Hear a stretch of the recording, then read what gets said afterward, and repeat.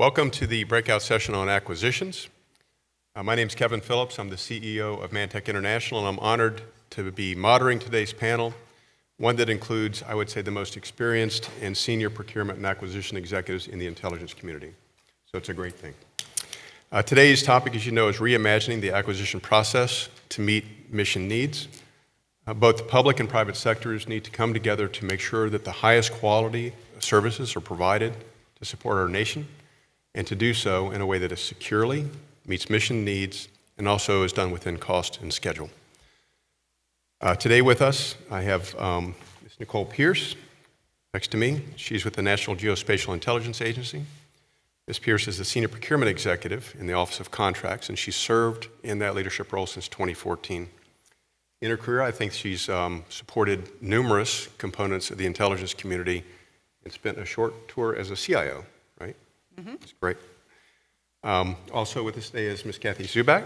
And Ms. Zuback is the Director of the National Security Agency's Business Management and Acquisition Directorate. She serves as the agency's Senior Acquisition Executive and Chief Financial Manager. Welcome. And finally, we have Ms. Margaret Augustine, who is the Procurement Executive for the Central Intelligence Agency. She's been in that role since last year. Her responsibilities include agency acquisition, workforce, policy, and execution, and she has supported the intelligence community for about 35 years. Please join me in welcoming the panelists.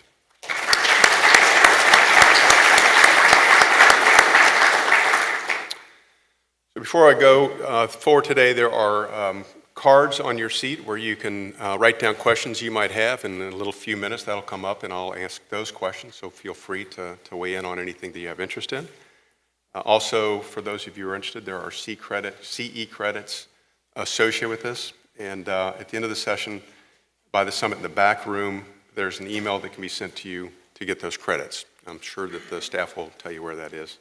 And finally, that there are press and media attending this event. They may be in the room as well.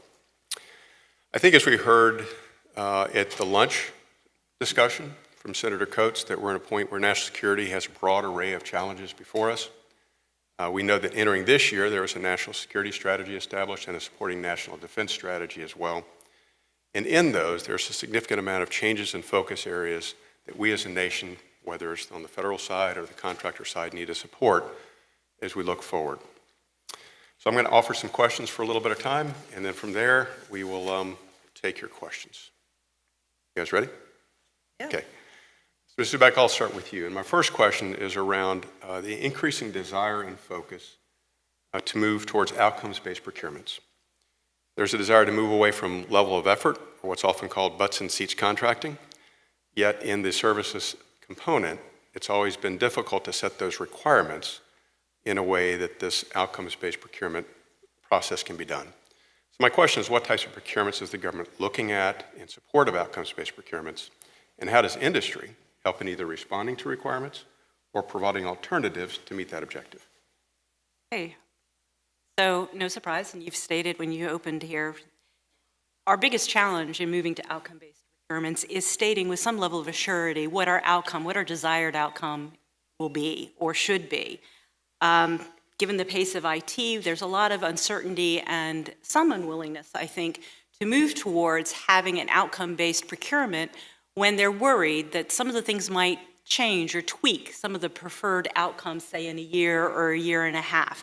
Obviously, if there are smaller developments, things that we could do more quickly, I think NSA and our sister agencies are looking at define the outcome, do it in a short spin, and measure performance based on the outcome at the end of the spin and then move forward.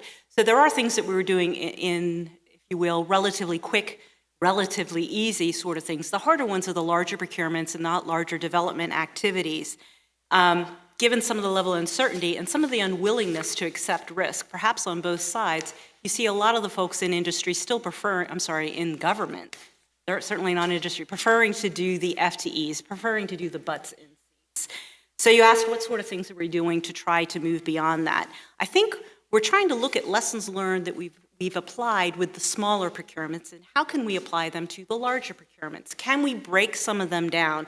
And by that, I don't mean absorbing all of the risk onto the government side. We still need to learn to do better on defining the outcome and then defining how do we get there. It may be that some of those outcomes may go to some of the rapid prototyping type of activities we'll talk about in the OTAs. Others, it may be that we look at a thread. Maybe we have an overarching vision of where we want to be, and we start defining smaller threads that take us across capabilities. We've done some, if you will, service-based activities where we look at, I've got a multitude of different development efforts or deliveries capabilities, and I have a single service that applies in each one of those. Can I look at drawing a thread across all of those to find the outcome at the end and then allow industry to tell us how they might best achieve that? It may be that you'll come back and say that we need to do it in each instantiation. Hopefully, you'll be able to apply some innovative thought in that area and come back and educate us on how we might be able to draw a thread across all of those. I would also say that we're also trying to build up, I'd be remiss if I didn't talk about the NSA 21 innovation as one of our 3 pillars under NSA 21. And one of the things that we are doing in the innovation space is we have a particular topic that we're working on that goes specifically to how can we move to outcome-based procurements. What are the sorts of things that we can do? So we have a couple of teams working in different areas, and we can talk a little bit more when we talk about OTAs on some of the successes that we've seen there. In terms of how the community can help us do this, so how can industry help us in this space, I will say that we need to do a better job as members of government in figuring out what doors can we open to bring you in, to allow you to inform us on where we can make some changes on how we're doing procurement. I know often we tend to bring our industry partners in towards the end of the acquisition planning effort instead of at the beginning of the requirements planning. There's going to be some challenges doing it in that space, but we are looking at ideas on how we can have more, if you will, pre-solicitation conferences. Back when you're talking about the future architecture, we're working very closely at NSA with the CIO. In fact, more recently, I have delegated milestone decision authority for some of our capability developments to the CIO, specifically to look at how we can bring in the partnership with our industry into the early planning phases of our architecture. So doesn't help you a lot in terms of what you could do right now, although I would say that we continue to welcome thoughts and ideas when you do see acquisitions coming along on how we could potentially change the vision for that particular procurement. We also have at NSA a series of sessions, we do them twice a year, where we invite our industry partners in to hear at the higher level what we're planning to do in the upcoming year, and that's another opportunity on a more global perspective to provide insight on how we might be able to move towards more outcome-based procurements. As a quick follow-on, do you think the risk discussion is clear between the contractors and government, or how can we get better visibility into that? So I do know that the risk area is one that this team has specifically been asked to take a look at. How can we do a better balancing on the risk? Where do we, if you will, define the outcome and are willing to accept the risk that the way we make it there might not be exactly the way we want to do it. And it may cause changes to the larger architecture that we might not have shared at the beginning. So how do we adjust that? How do we accommodate that risk? Where do we draw the line? How do we make sure that we're continually assessing risk through the process, right? So in some of our earlier developments that we were doing with a couple of programs, one of the things that we're doing is at each stage, we're taking a relook, if you will, for not the next one, but the one after that. What might we do in rebalancing the risk? Can we perhaps push more of the how out into the industry base and accept the risk? Performance will tell us where we can draw those lines. Thank you. Ms. Augustine, my next question is for you. Many agencies, as well as the DoD, are very focused on making efforts to quickly acquire mission-critical items through rapid prototyping and rapid fielding. The DoD recently started referring this as to mid-tier contracting, which is interesting that they're focused on this specifically as a form of acquisition and policy. Can you discuss these changes and how they may be affecting the intelligence community and how rapid prototyping and fielding might be implemented? Thank you. It's good to see everyone, and thank you for attending today's session on acquisitions and reimagining, I guess, the acquisition process. The use of prototyping and rapid development is really not new to our organization. We call it agile development, agile approaches. However, what is new to our organization is just the increased volume in requirements, which necessitates more due diligence in prioritizing our mission needs. So we have been doing agile in sprints and in different areas across the organization, particularly in the IT. But as you can imagine, there's just an influx of requirements that we need to be responsive to. So timing and the time frame to affect those is the challenge for us. So we're continuously striving to conduct acquisitions at the speed of mission. I think that's probably a mantra across a lot of organizations, but in our world, it really is vital that we can affect and put contracts in place quickly. With the latest technology and in introducing that technology, delivering the latest, again, the latest solutions is a challenge to ingesting that in our infrastructure. And so how are we going to tackle that? As you know, the latest, shiniest technology solution is what seems to get the best attention, and rightfully so. And so we need to find a way that we can maybe do that in a particular domain and then introduce it to our environment when appropriate. So what I mean is testing development maybe in a different environment before it gets ingested to our world. I think that will help find whether the solution works, and we won't be spending a lot of time, years, I guess, spinning on whether it's the right solution. We'll know more quickly whether it's going to fit in our world or not, and if not, move on to the next solution. To help our organization keep pace with that technology and that approach, we're increasing the use of broad area announcements. It's not new to us. We have been working in that world. I remember doing BAAs when it was really in the R&D world, but that is being introduced more currently with new technologies and across our industry base. So the BAA, if you're not familiar with that approach, it creates short-term commitment and at a relatively low cost, allows us to experiment with a variety of solutions prior to finalizing the actual requirements. And then ultimately, the BAA activities allow us to discover more products and technical solutions which we can leverage for greater mission impact. Are these BAAs tailored to specific requirement sets and then getting a broad set of So they are, inputs? yes, they are. So we're using it we had used it in our IT, our CIO environment, and it is expanding to some of our other mission elements. Fantastic. Ms. Zuback, do you have anything to add to that? I would just say that, like our counterparts, we also are seeing a great increase in the number of requirements for the use, and we are also using the BAA approach. I'd also say that, like you, this is not new for us. Certainly the rapid prototyping is not new for us. One of the things that we are looking at is expanding the opportunity to do rapid prototyping not only within a single contract relationship, perhaps in multiple contract relationships, and moving gradually towards the best solution for the agency. And for the most part, we tend to focus those sorts of acquisitions in higher risk areas where we really do need multiple methods to get there. So I don't see rapid prototyping as something that's new. I do see something that I think NSA will be doing more of, but I don't think it will be the predominant acquisition methodology for us. Thank you. Ms. Pierce, your turn.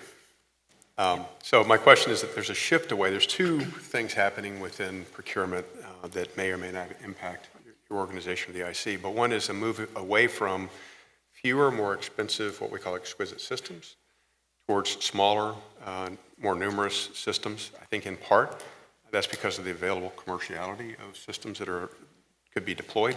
But also, within the DoD, they're trying to move down the authority levels for both procurement as well as milestone authorities for major systems, and it might also happen for IT systems. And my question is, how are those two different movements and shifts in procurement thought impacting your agency or possibly the IC. Okay. I too thank all for attending. I especially thank those that had to travel over the Labor Day weekend. Applaud you for your continuous learning. So whether it be the national security strategy, the national defense strategy, the national intelligence strategy, or our recently released NGA strategy as of last week, all point to a need for a flexible, risk-managed acquisition system that delivers innovative capabilities, data and expertise at mission pace, at the speed of mission, as Margaret said. Placing milestone decision authority at the appropriate level is, of course, a start. However, we need to look at a variety of dimensions: people, policy, processes, and technology. We need to embrace different ways of doing business to remain agile and responsive to the inevitable changes in our broader strategic environment and to ensure the ultimate goal of increasing mission effectiveness and value to the customer, while remaining steadfast in our support for those exquisite systems. We are also focused on building exquisite information services using data from all domains. We must understand, as the world grows in complexity and interactions accelerate, the IC must provide intelligence and information to our national policymakers and our warfighters across the spectrum, from foundation, data, and services to anticipatory analysis. Our strategic imperative is to move from describing what just happened to actually anticipating what is likely to happen. And to do that effectively, we need to embrace all available data sources. Let's face it, our adversaries have at their access today information that used to be only ours to have. The important thing is that we evolve and adapt, and most importantly, to do more quickly than them. That's as simple as that. Taking advantage of the explosion of GeoInt data and services available to us is not without risk, however. We must also focus on security and authenticity in a world where trust is increasingly elusive and confidence is fleeting. Security, trusted, the source that you know you can go to. Look, our own GPS devices will get you in the wrong alleyway of the city if you're not appropriately configured. Don't I know that? It's a steep challenge. It's a steep challenge. At NGA, we are responding to the challenge by focusing on capabilities. Our new integrated program offices are structured to organize our activities under a sort of capability umbrella. Under this construct, we will prepare a roadmap using deliberate systems engineering and build a roadmap that's not based on requirements, but where a capability needs to go and what needs to be delivered. Something that will unify our efforts, not just for NGA, but across the NSG and the ASG, our partners. The IPOs are just standing up, and we are already seeing some seams. And we will correct those, and we will figure those out. But I feel we're on the right path. With the roadmaps in hand, we can actually move out more proactively and really build out outcome-based acquisitions. They're tied together. If you don't understand where your capability is driving you towards, you can't necessarily get to an outcome-based acquisition. Justin mentioned at GeoInt that we were moving to smaller, more flexible contracts. Once again, that is decomposing the requirements, and requirements is not a bad word.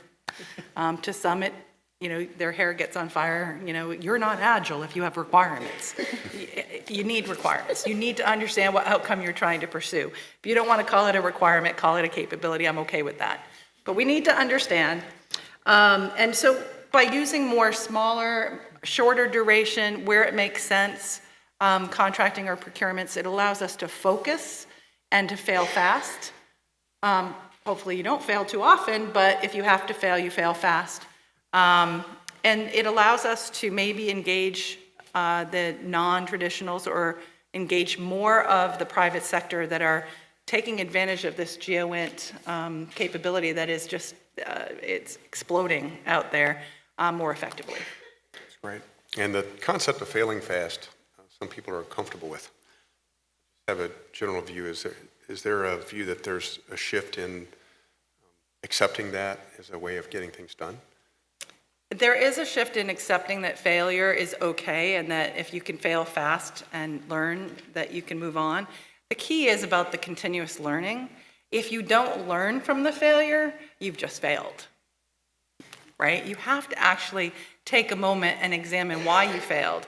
And perhaps it wasn't the clarity and the outcome that you were trying to achieve. Perhaps it's the technology just isn't going to get you to where you need to go, and you need to maybe change systems that you didn't expect to have to change.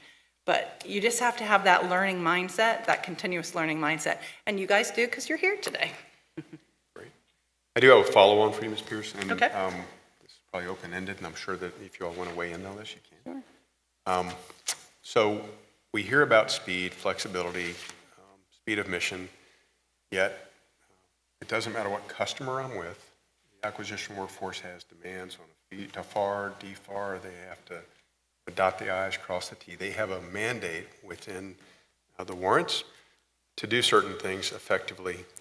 And the concept of acquisition reform is decades old. It's as long and old as the concept of acquisitions, right? So I'm not even going to use that term, except I just did. I apologize. So my question is, how do we fit that balance given the need for speed and development today? How does that come together, and how do mission, legal, or the contract community help the acquisition workforce to meet those goals? Well, I'll start. This is obviously where the people dimension comes in. A skilled, agile, and mission-minded workforce is key to achieving the goals. First and foremost, at least in the contracting world, we need to stabilize our workforce. Significant attrition results in significant shortfalls and vacancies, which results in overburdening the existing staff, which results in additional attrition. You see the cycle, right? I've been at NGA for 4 years, and when I went in there, I found that they had not been allowed to hire until a vacancy accrued, right? So, and then you have a clearance process.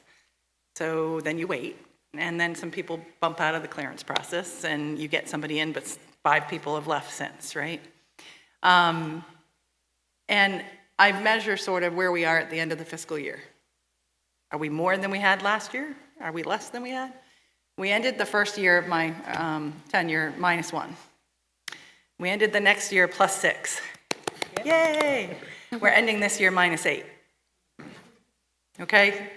Until we stabilize the workforce, we can't take the time to teach and to have them experience mission closer, to actually explore these opportunities that they have for flexibilities, et cetera. I will tell you that the thing is not money. I've been playing with this a little bit. We offered incentives. I thought, hey, we're going to have less attrition because we're going to pay people more.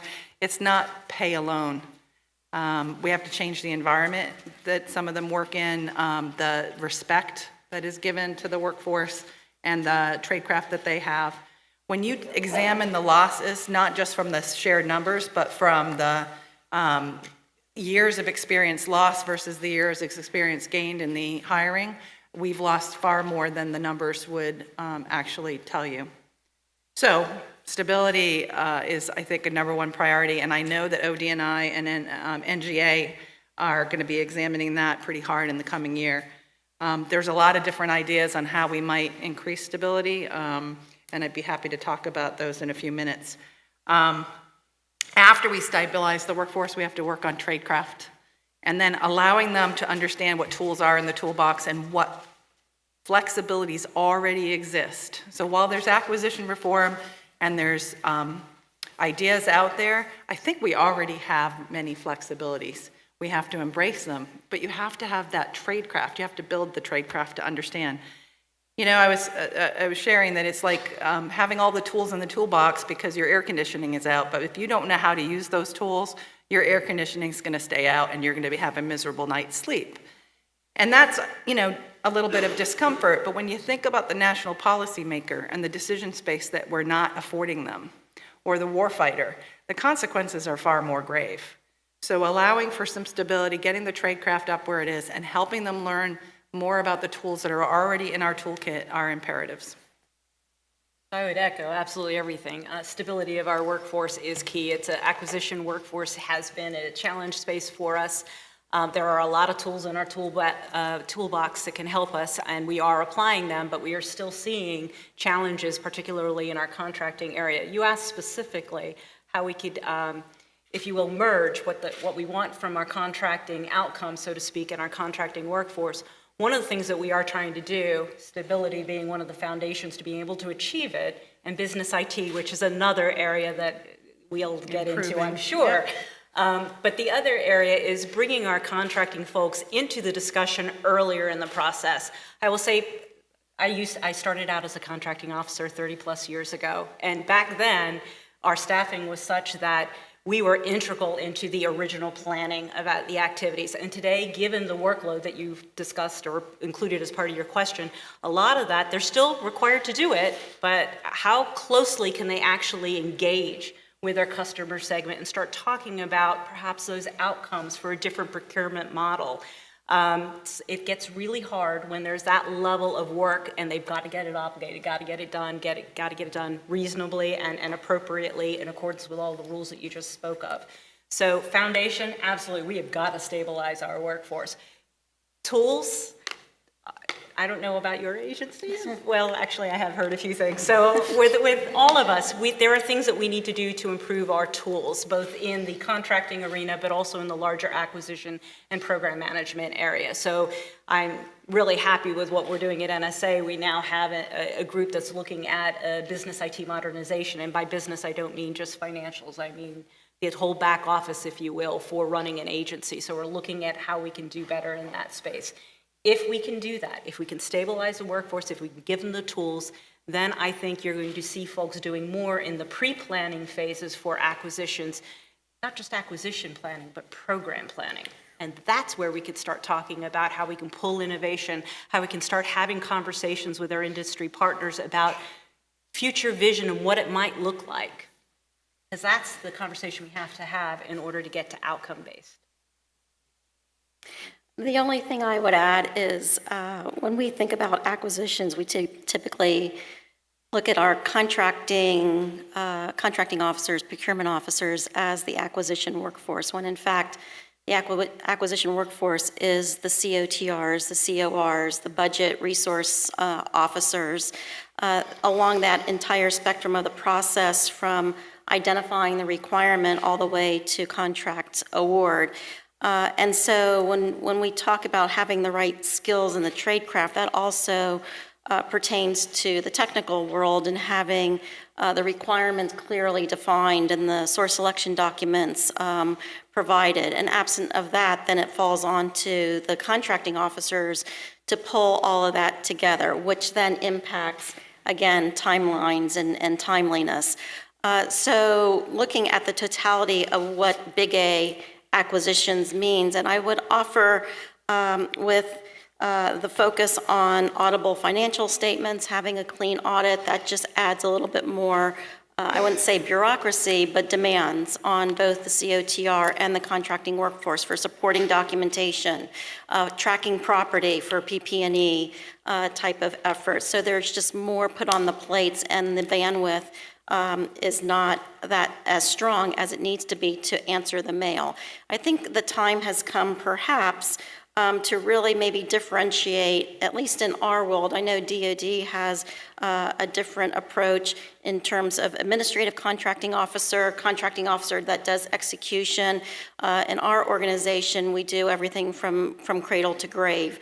And so if we can look at an approach that maybe the administrative functions are separated from the actual execution. There's pros and cons to that approach, but something has to give, as well as what Nicole and Kathy said, is having the workforce truly understand the tradecraft and the flexibilities that they have, because they do have those flexibilities. They're risk adverse and they're afraid, I think, to take advantage of what they can do. And so it's incumbent on us to build that tradecraft, have that steepness, and maybe take some of the burden off of their plates that can be done by a different function.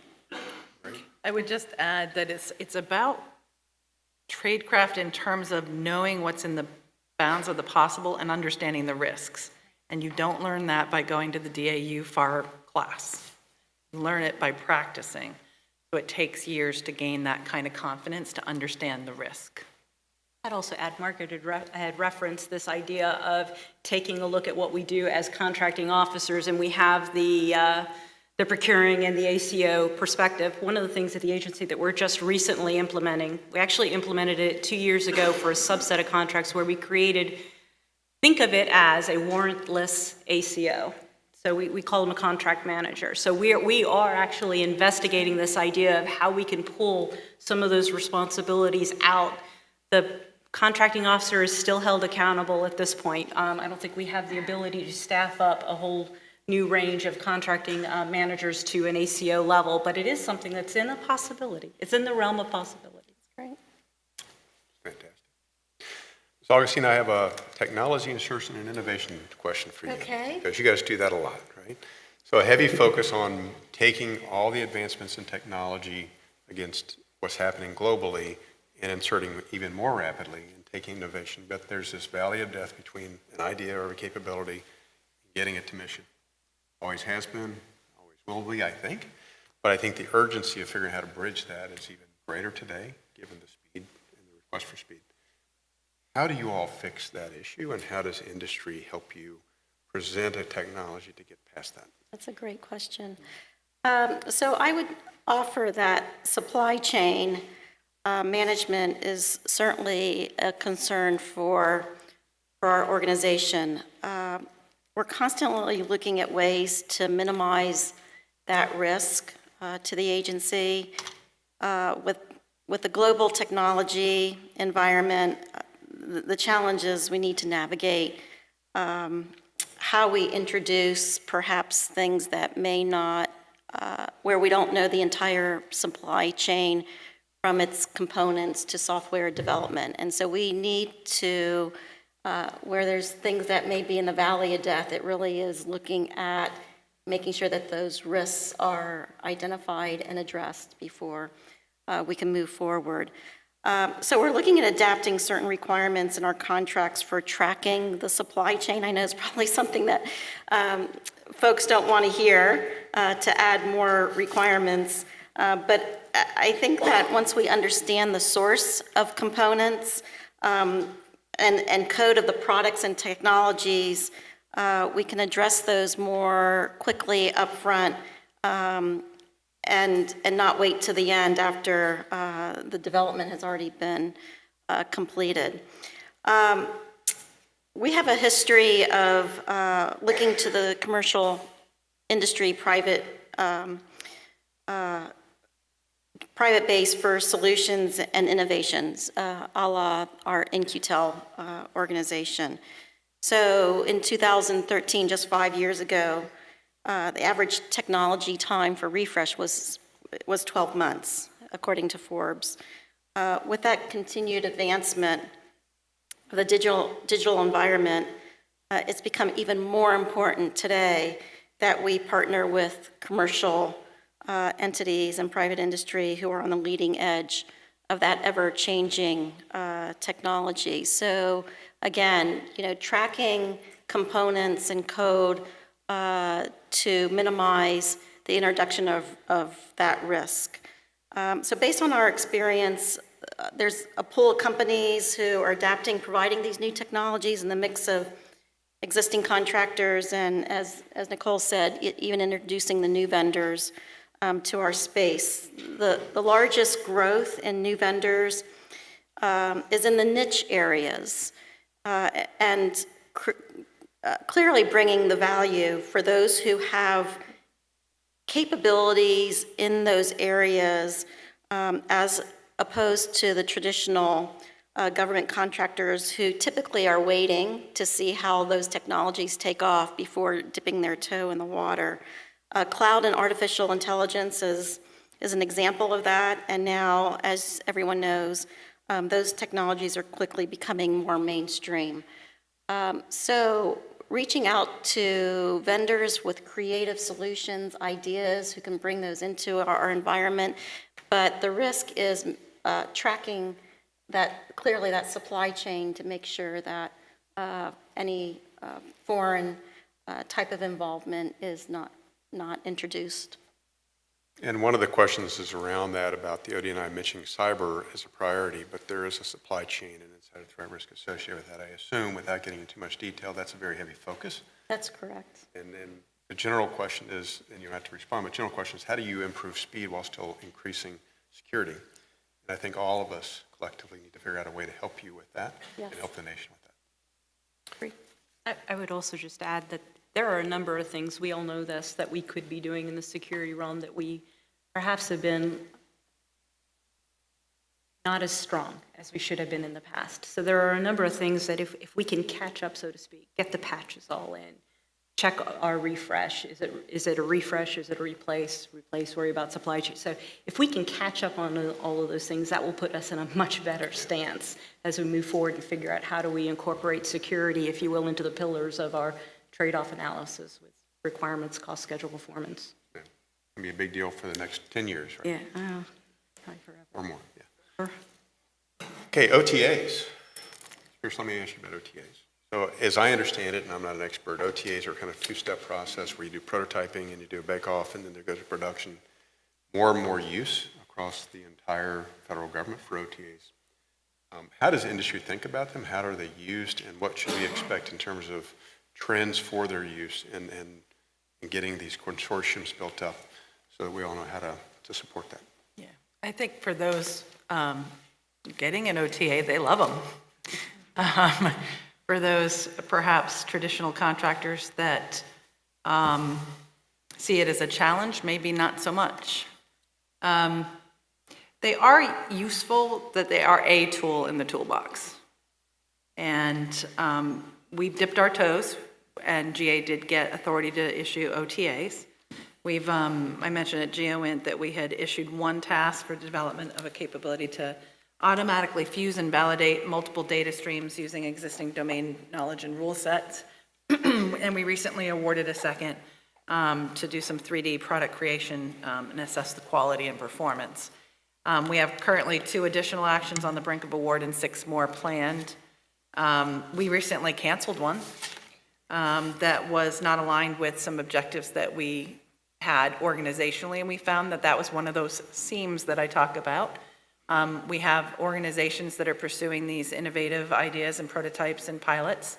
We have another organization that might be responsible for delivery of the capability, and unless we have clear communication channels between them and maybe our R&D directorate, we could be duplicating effort, and that we need to close some of those seams. Our use of it's a SOSEC OTA, so it's a consortium OTA, is not, however, a golden, get anything that you want, throw spaghetti on the wall and see if something sticks kind of thing. We need to still be very mindful, and there is still acquisition strategy and planning that must accrue. You mentioned 2-step, do a pilot, and then go to production. Well, that may not always be the case. That's part of what needs to be addressed during the acquisition planning cycle, is what's the intent of this OTA? Is it going to go forward?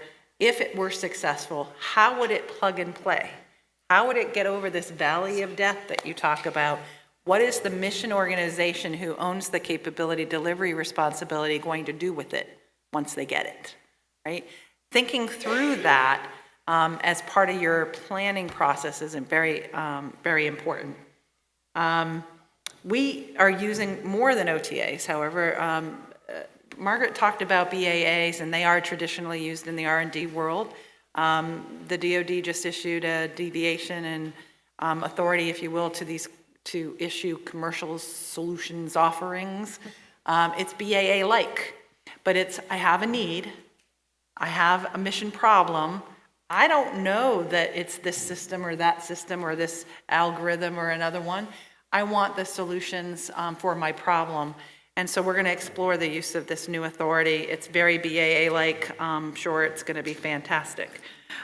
We have used BAAs as well. We've issued some challenges with regard to our GeoInt broker in the areas of discovery. I gotta look at my notes here. And we had 171, discovery, characterization, and foundation had 171 white papers, 29 proposals that we requested, and we've issued to date 7 contracts, and we expect another 4 to be had. So on the OTA front, we're exploring dipping our toes. We're learning, and we're learning that sometimes we don't have the clarity that we need in issuing the OTA, so we need to tighten that up. And in some cases, we have to tighten up how we advertise those and how we're engaging with industry. So using our NGA in the Valley, having close proximity to some of the innovators is important. It's part of the communication channel. It's not the whole, but it is part.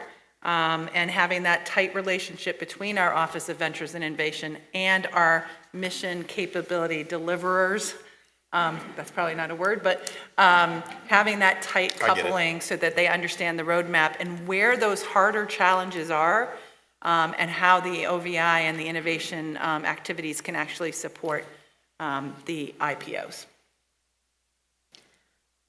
Have anything to add? That was pretty comprehensive. Very nice.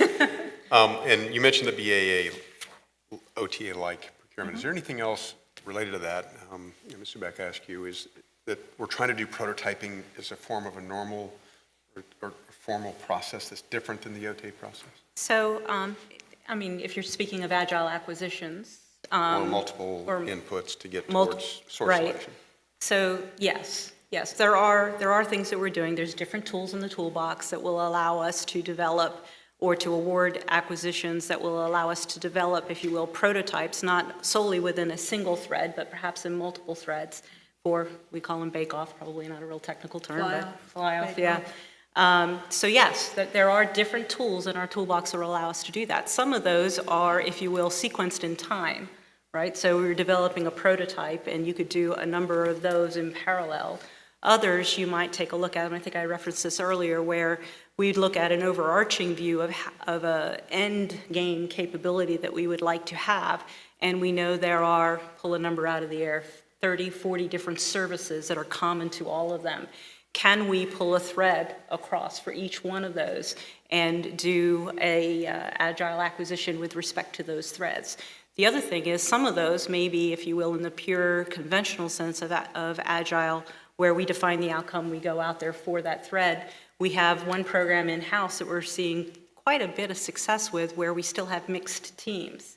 And with those mixed teams, we develop, if you will, a vision or a story. And then we evaluate performance of the mixed team against that story. It's a little bit harder to manage, quite a bit harder to manage. So far, we seem to be seeing some success. It's an innovative way. I'd really like to see that use grow into other areas, but I'd say we're at least a year or two out before we see anything big from there. We got to evaluate, as you say, take a look, see how we're doing. Anything to add? I would just offer that other transactional authority is not an authority that is afforded to our organization. It is a DOD authority. And so, Other authorities. notwithstanding that, we do have other authorities that allows us to do OTA-like activities. And I would just offer that efforts and components such as the NQTELs, and there are others that we will be reaching out to industry soon to, again, have those dialogues on creative solutions and how do we attack those separate from going the OTA route. Great. Okay, I have a few questions I'm going to run by you all. First one is, what metrics are you measuring to know whether you're doing better with acquisitions? I'm sorry, what was that? What metrics are you measuring to know whether you're doing better with acquisitions? Well, in our world, doing a source selection in less than 2 years is the first metric that we're going to be focused on. In that 2-year period, what we're finding, we talked about earlier, is the requirements definition is taking 52 weeks. So we clearly need to move on that more quickly. I don't think it behooves industry, and it clearly doesn't behoove us when we're trying to do acquisitions at the speed of mission. So that's one metric that we are focused on. Spend analysis is another area that we are measuring. When when we have LOE type contracts, and they're not fully staffed, then there is potential looking at how to optimize, right, the performance on that contract and getting off of the LOEs to more performance-based and using those resources that we've identified that maybe don't even need or use and put them on other requirements that we can use those talents against. So reduction of LOE contracts is another metric that we're measuring, and there's a few others to affect. And it's trending that way. Exactly. So we too are measuring how many of our investments we're able to transition to completion type or outcome type contracts. We are seeing an increase, but the numbers are starting out really small, so it's going to take us a while to get to where we want to be. I would say in terms of measuring how effective we are, if you will, at our acquisitions, we know what we want to measure. I don't think we're instrumented yet to figure out how to measure those things, but the first thing is to figure out what question you want answered. So obviously, time to deployment, from the minute you've identified your requirement to the time that we've developed and delivered the capability is one measure that we can track. And we are starting to track those more diligently. It's been really hard to define the start date. As you know, requirements definition, you have people say, well, I want, and they describe the color blue, and maybe there's a cloud or two, and oh yeah, there's this little thing sitting under there, and they think that's the start date. So we've been having some challenges trying to get down to, okay, what are we going to accept, if you will, as a requirement? And I so agree with you. There are people who hear requirement and they just shiver and maybe hide under their table.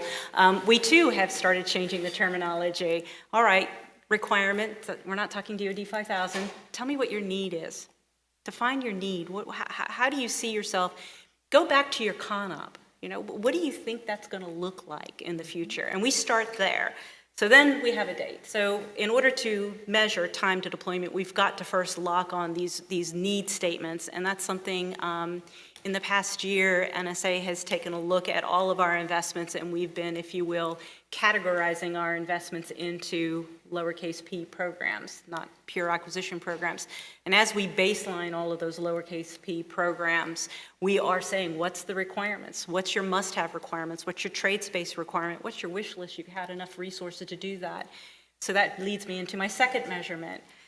Of the absolutely must-have and of the trade space, how much of that did we deliver within cost, right? So that's in there. And the last one is resource efficiencies, and that's when you start getting into transitioning from, was it really effective from a resource perspective to move from an LOE to a completion base? If the answer to that is yes, we drew the risk line at a nice spot for us. If the answer is no, we need to start talking with our industry partners and say, okay, this didn't really work well for us. Where are we moving the risk space to? So there's a lot of measures out there. I can tell you a long list of them, but they're all, if you will, at the transactional level. What I just described to you is our goal to get more to an overarching picture of the effectiveness of our acquisition strategies. So I would add, we have objective measures, of course, that, competition rates, the ability to involve small business. Those are goals we have to achieve, of course. The ability to bring in new vendors, we're tracking. Who is new to our space. Maybe not to new government, but maybe new to our space. We do the financial activities, the unliquidated obligations, we do measure those things, but there's some subjective things. I've been a proponent of a scorecard that we've done for the last 3 years, and our ratings are in the C's and D's and F's, right? So clearly, we're not achieving the timeliness of communication and other goals that we've established for ourselves as an acquisition arm of NGA. Those more subjective ones, it's of course based on the audience you're polling, it's not scientific, but the trend is there. So I actually look at what are we doing differently based on the feedback that we've received, whether it's increasing our communication, doing more one-on-ones, having more of our forecast out for folks to understand, and having the dates in those forecasts be correct. Small little things that matter to you guys a lot. I would say that the subjective nature of it is problematic, right? Not getting a full feeling for it. One practical measure that tells me we're not quite achieving, or that industry is not quite feeling that we're achieving, either the communication in a debriefing as an example or not, but the number of protests that the agency receives is a clear indication of something, some uncertainty, some churn that's out there. Tradecraft, perhaps. I will comment that I'm not opposed, and I have taken corrective action when appropriate and admitted that we've made a mistake and fought to the death for others. But the sheer number of protests tells me that there's a lot of uncertainty out in industry about our direction and about how we're communicating with them. So one of the focus areas, and I know I'm off metrics, but one of the focus areas for this coming year is the quality of the debriefings and the information that we're giving in the debriefings. And yes, DOD issued a policy, but long before DOD issued the new guidance on this, it's been my mantra that it's a conversation about what you could do differently the next time. And if we come into the conversation in a very hostile or standoffish way and we read from the slides, we're not actually achieving the goals of what a debriefing is supposed to be. So we're going to focus on improving debriefings. Great. Okay, so another question is, what degree does the mission element influence whether a contract will be managed services or performance-based? Want to take a stab at that? Take a stab at it. So we're all about delivering for our mission. So of course, they are a part of the team that helps us determine our way forward. But when it comes right down to it, it is going to be the acquisition organization, the contracting organization that's making the call based on the information that is provided. It's not done in a vacuum. I know that's true with all of us. It is not done in a vacuum. It is done with our mission lead. I will also say that I'm sure my counterparts here, if there were issues, if our mission lead felt strongly about something, there's an elevation process to bring it up. So this isn't something that we look to jam down anybody's throat. We're a partnership inside the building and with industry to deliver the mission. Great, okay. So along those lines, whether it's the private sector or the mission element, what do you see done right? And what would you like to see us do all day long? What would you do backflips if we did it every day to get to the right outcome? And I don't need to see the picture of backflips. I just want to say, what does right look like in your view from how we operate? I think the most successful programs that I've been involved in is where we're in lockstep with our industry partner on what we're trying to achieve. When the requirements are clear, when the period of performance is on target, when the cost is right on the mark, that's what is, that's I think the nirvana of success in our world. And I think we need to get back to that, is really true partnership in meeting what the mission requirements that we have on our plate in today's world.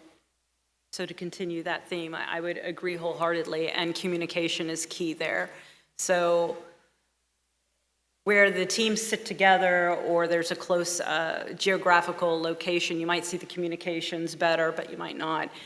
Where they're dispersed, it is definitely harder. But I would say that programs that I've seen the greatest success is where the program manager, inside and out, truly are unified. They understand the end game. They understand the purpose. They have frequent conversations. Nobody likes surprises, and they certainly don't get better with age. So where I've seen the success has been where the communications are working well, and I would love to see that continue. I would say that, it's going to be controversial, I think. Stop the race to the bottom. Stop over-promising. Yeah. Just stop it. Just stop. I know we can do better on the best value continuum and explaining how we're going to do the trade, but this reliance on ECPs and getting well later after the award, just stop. Stop doing it. And sometimes that's your, the proposal capture team is separate maybe from the organization that is going to end up having to run the thing. And we're getting more sophisticated and perhaps need to start putting things in our RFPs about, maybe a bottom that we will consider you unreasonable if you're below a certain level. But part of it is having the good, capable skills that we need to bring this intelligence mission to bear. We can't have you racing to the bottom and greening the workforce, because after award, you have to try to, manage to the profit line that you've put out for your stockholders. So just stop the race to the bottom. You have that in your control. We don't. Minor comment on that, agreed. Okay. It would be great if there was a grading on what that impact would be. In other words, the further down you go, the more you get graded. Not many agencies today, but in the past, many would do technical leveling and then go to lowest price. And if we can get away from best solution versus technical leveling, I think you will have industry supporting you all day long. And I Yeah. don't think that your agencies do that, but that's one of the issues that. Well, and I we think try in to- a risk-based culture of the contracting world and the procurement world, we go to discussions more often than we don't. Yeah. In fact, DoD policy requires it, anything over 100 million. So we will waive that on occasion, right? Because we want the ability to award without discussions, because that's how technical leveling actually occurs. But it's understanding that risk equation and having good, solid proposals to start with means that we don't have to go to discussions. So again, a Sorry, it was challenge a for you panel all. one response, I A apologize. challenge for you all. Okay, so the next question is, with initial clearance processes taking more than a year and commercial companies leading many technology and cybersecurity innovations, what avenues are available to proactively increase the number of new clearances, sponsorship for lead technical staff? And there's a follow-on about the ability to staff positions given the security clearance process. Are we seeing improvement, and what do we have to do to make sure that, not just for your own profession, but for people who provide higher-end technology, that gets addressed? Is there anything that you want to provide comment around that? I know in our organization, depending on the mission area, we've been able to work with security to increase what I'll call the in-waiting team, right? So there was sort of a rule of thumb that no more than 10% can be clearance requested, but in some areas, we're increasing that to 30. It does put a demand on the security office, so we need to be reasonable about it. It can't be on every effort, but we will do it when it's necessary. I don't know if you have even pre-award clearance processing, but we are trying to do some of that. So I would say, like you, we have our, if you will, in-waiting cadre, and in certain areas, we have worked with our security to increase them as well. I would also say for pre-award, we have in some areas awarded early and had period performance start, say 3 months out, 5 months out, to allow us to start the security processing. I don't think the problem has been so much in the procedure area. It has been for us really in our security throughput.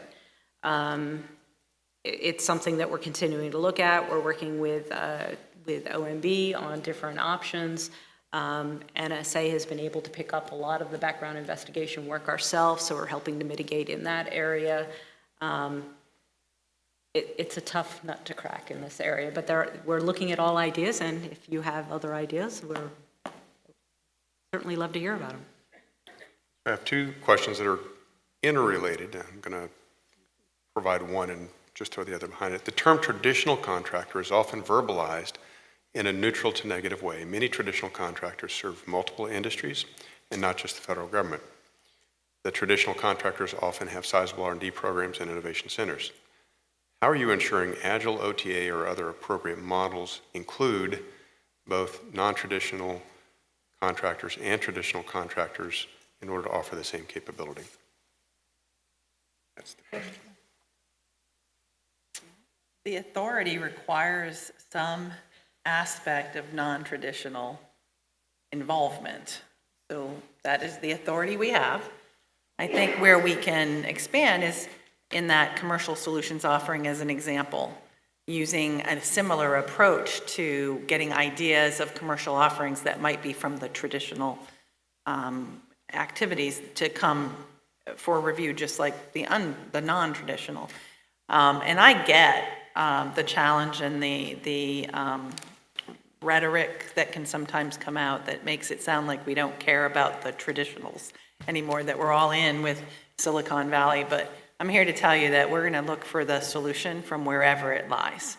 It could be in academia, it could be in Silicon Valley, it could be in a research and development cell within a major Fortune 500 company. We're going to look for the innovations from wherever they come. I would echo, we are looking for the innovation regardless of where it resides.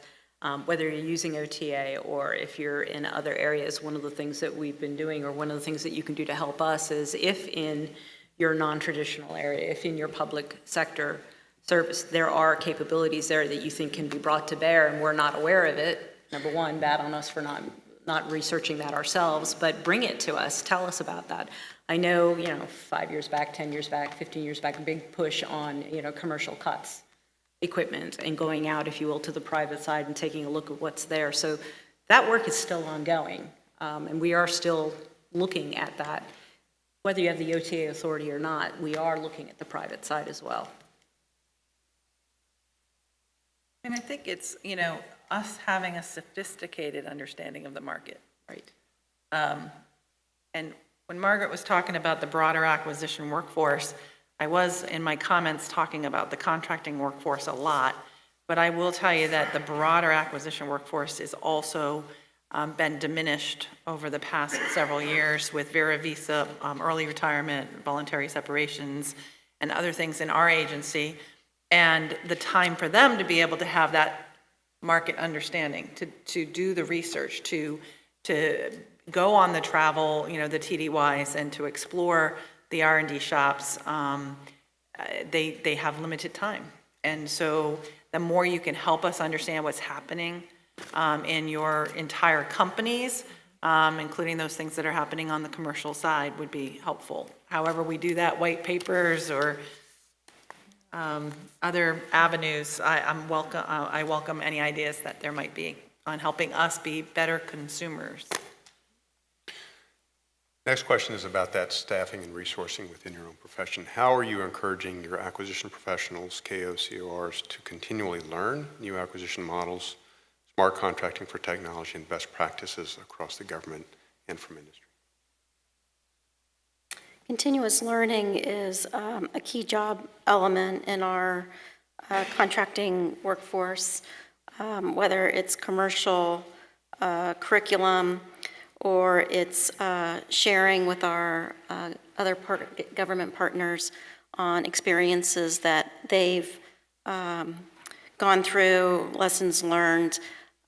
If there's a protest in the organization, we take those experiences and do, again, a lessons learned from that to make sure that everybody has the opportunity to learn from those. As some of you may know, we're embedded within components, and so the challenge for our contracting officers, our acquisitions, is they may be working in the facilities world, but not have exposure to the IT world, or they may be in the analysis and not familiar with working with academic institutions. And so as we rotate our officers across the spectrum to various commodities, again, a learning experience, both practical on the job as well as textbook, as well as experiences from colleagues across government.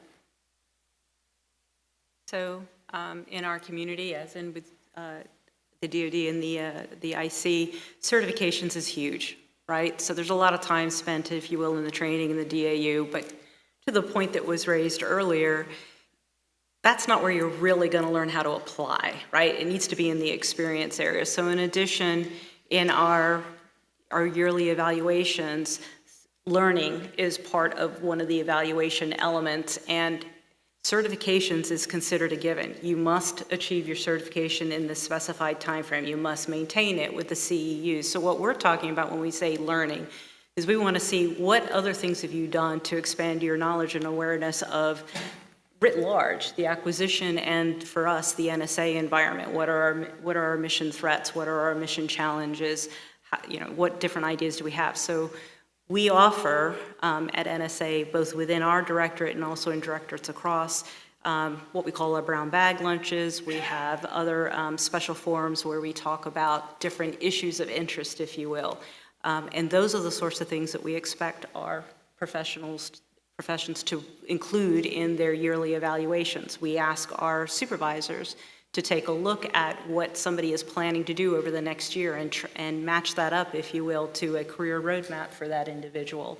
So continuous learning, and not the book learning and not the school learning, that is a given. You have to do that. But what else are you doing? How are you demonstrating you're keeping that open mind, that you're actively looking for different ways to do it? Even if you put a toe in and you try it for a week or two and you get about a week or two into the timeline and you say, you know what, this isn't going to work. Fail fast. That's a success. As long as you turn around and say, this is why it wouldn't, and then you turn around in a brown bag and you explain to everybody, that I tried this, this is why it didn't work. So those are the things that we're doing. I think in addition to what was talked about, rotations within the career field, I believe strongly in rotations out and through the IC. My career has been broad, and I've been able to serve in many different organizations in many different capacities, and I think I'm who I am because of that. And even regardless of the vacancies that I talked about earlier, I still have people that I've rotated out, as much as it hurts, because it's necessary. Do I want to do more? I think my goal would be 7 to 10% of the workforce should be out at any one time. But if you're already 20% vacant, you can't afford that. So I'm doing it in the onesies and twosies right now.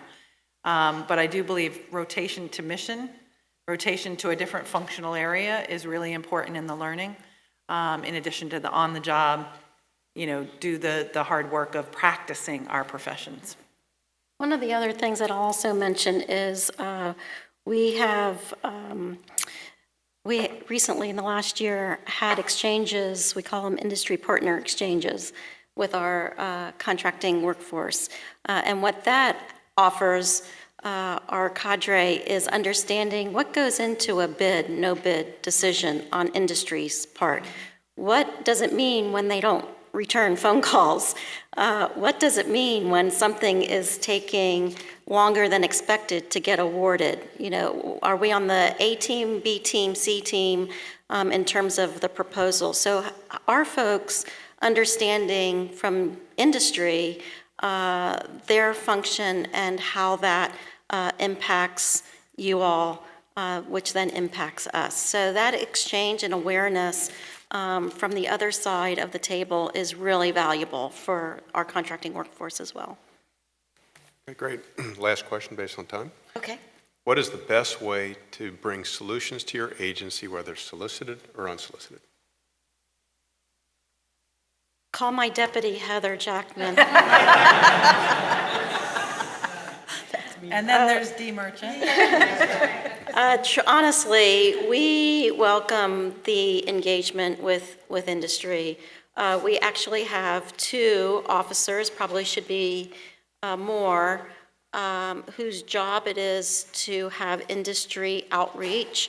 We want to hear your solutions, your ideas to meet our mission needs. And so absent of me putting that out there, there's a way to contact me or Heather through our organization. Many of you are in touch with us already, but we welcome the white papers, we welcome reverse industry days, capability briefs. We want to know what you're involved in that can help us meet our mission. So it is truly welcomed to have that dialogue and that interaction with industry.